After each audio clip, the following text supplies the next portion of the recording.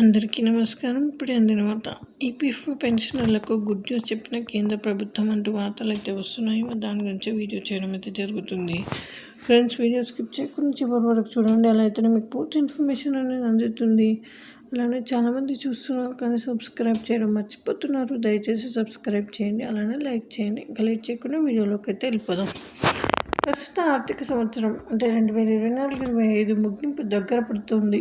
దీంతో ఈ మార్చి నెలాఖరులోగానే ఈపీఎఫ్కు సంబంధించి universal account number activation, employee linked incentive పథకం, ఎంప్లాయీస్ లింక్డ్ ఇన్సూరెన్స్ పథకం, పన్ను ఆదా పెట్టుబడులు, ప్రత్యేక ఫిక్స్డ్ డిపాజిట్లకు సంబంధించి మీ బ్యాంకు ఖాతాలతో మీ ఆధార్ సీడింగ్ పూర్తి చేయాలి.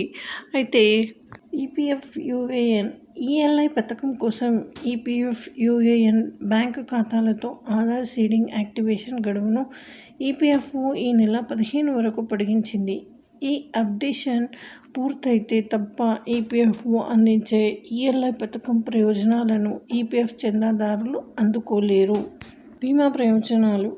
ఈపీఎఫ్ సంస్థ అందించే కొన్ని బీమా ప్రయోజనాలు అందుకోవాలన్నా ఈ నెల 15లోగా ప్రతి ఈపీఎఫ్ సభ్యుడు తన యూఏఎన్ను యాక్టివేట్ చేసుకోవాలి. ఈ పథకం కింద ప్రతి ఈపీఎఫ్ చందాదారుడికి 7 లక్షల వరకు కవరేజ్ అయితే లభిస్తుంది.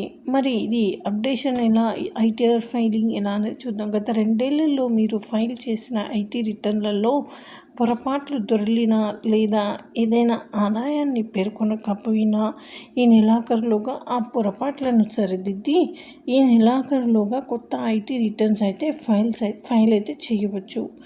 మరి దీన్ని పన్ను లేదా పెట్టుబడులు ఎలా అనేది చెప్తాను చూడండి. ఒకవేళ మీరు పాత పన్ను విధానంలో ఉంటే ఈ నెలాఖరులోగా మీ పన్ను ఆదా పెట్టుబడులు పూర్తి చేయాలి. ఎన్పిఎస్, ఈపీఎస్, పీపీఎఫ్ 5 ఏళ్ల కాల పరిమితి ఉండే ట్యాక్స్ సేవింగ్ ఫిక్స్డ్ డిపాజిట్లు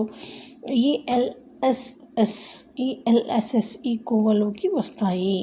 సో ఇది ఫ్రెండ్స్, ఈ విధంగా వార్తలు అయితే వస్తున్నాయి. మరి thanks for watching. Please like, share and subscribe.